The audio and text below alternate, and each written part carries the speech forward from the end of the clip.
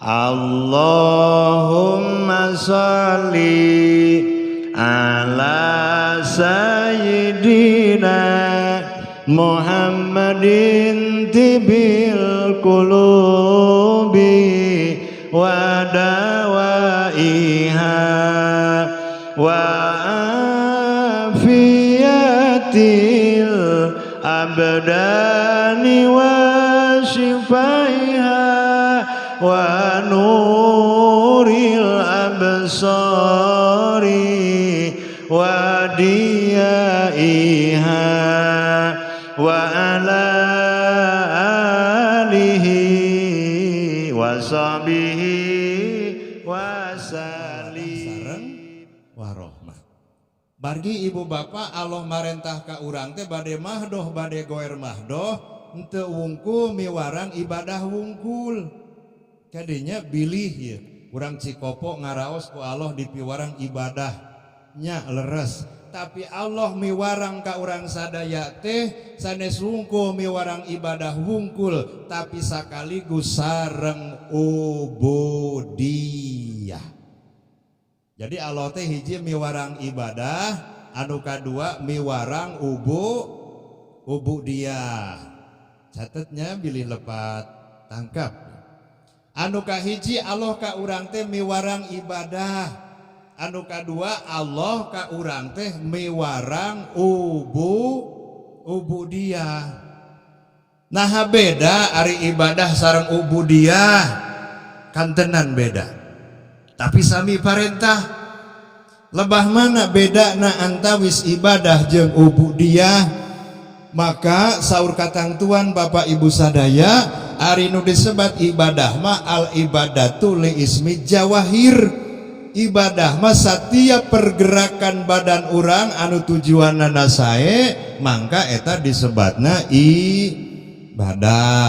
Nikah ibadah, salat ibadah, ibadah haji ibadah, zakat ibadah. Eta ibadah mahdoh. Aya ibadah goer mahdohna kaserang ibadah, ngurus rumah tangga ibadah. Eta sadayana ibadah. Tapi nalika urang parantos ngajalankeun ibadah, omat kedah mampu sareng ngajalankeun ubudiyah. Ngajalankeun ubudiyah. Urang contohan kieu.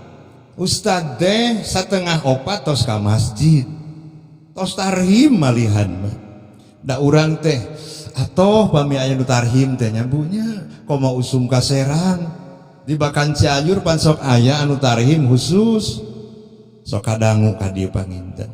Satengah opat tos gugah tos ngaos Quran. Hiji waktos anu sok tarhim di Babakan Cianjur teh teu damang.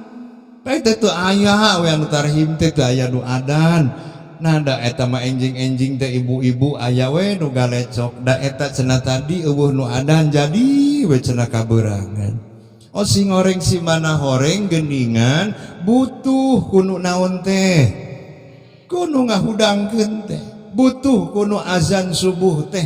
Manawi punten Pak, jalmi anu sok azan subuh ieu ku Allah diistimewakeun Pak. Bilih teu percanten tinggal surat Al-Baqarah surat kedua ayat 34.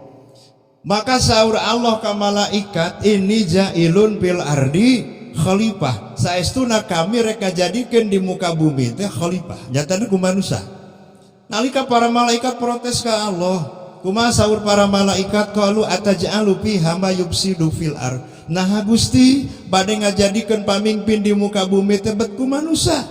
Manusia mah tukang pasea, manusia mah tukang ngocorkeun getih. Maka Allah benuk ka malaikat dengan ucapan qala inni a'lamu ma la ta'lamun, saestuna kami leuwih nyaho daripada anu ku aranjeun teu dipikanyaho.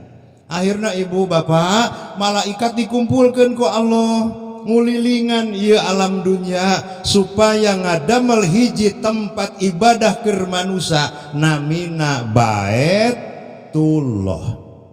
Jadi Baitullah teh majajiahna Nabi Ibrahim anu ngadamel sareng Ismail, tapi hakikatna atas perintah Allah, maka para malaikat sadayana ngadamel Baitullah. anu janten kiblat kanggo sadaya umat Islam. Tinggal Al-Baqarah 150, pawali wajhaka satrol masjidil haram, maka pek sang harepkeun beungeut anjeun nalika salat ka arah masjidil haram. Maka salah sahiji rukun salat nyaeta urang kedah mayun ka kiblat alias ka Makkah masjidil haram.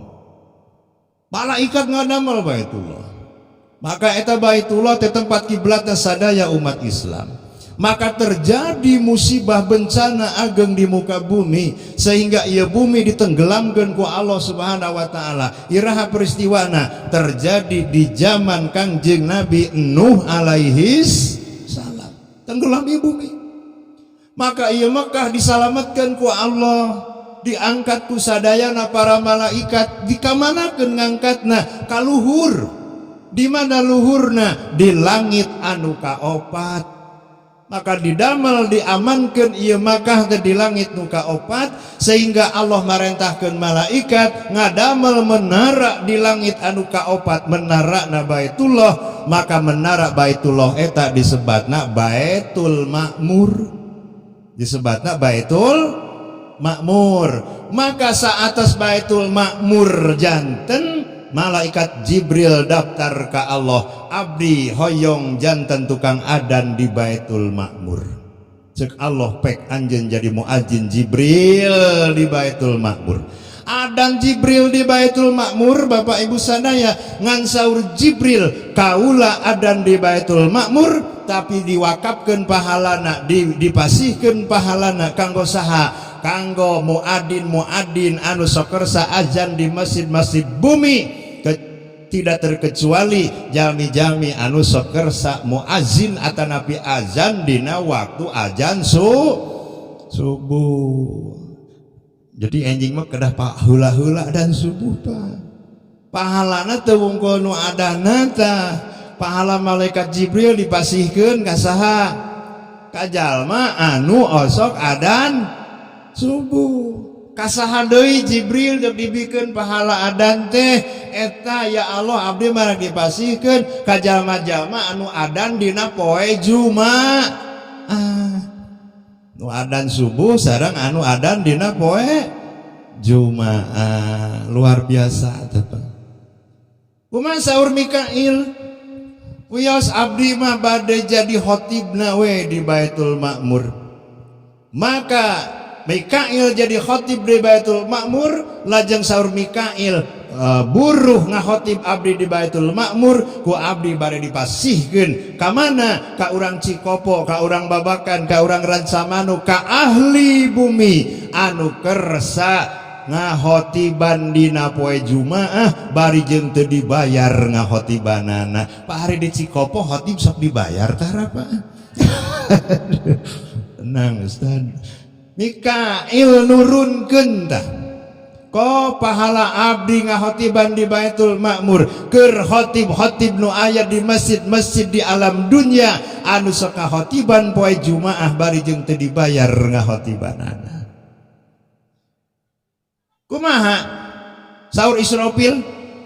Abdi anu ngimaman di Baitul Ma'mur, tapi cek Israfil pahala ngimaman abdi bade dihaturkeun, bade disanggakeun ka satiap jalma anu sakersa ngimam di masjid-masjid dunya, termasuk masjid-masjid nu aya di Kampung Muara Cikopo. Bade imam Jumaah, bade imam nu 5 waktu, salat nu 5 waktu.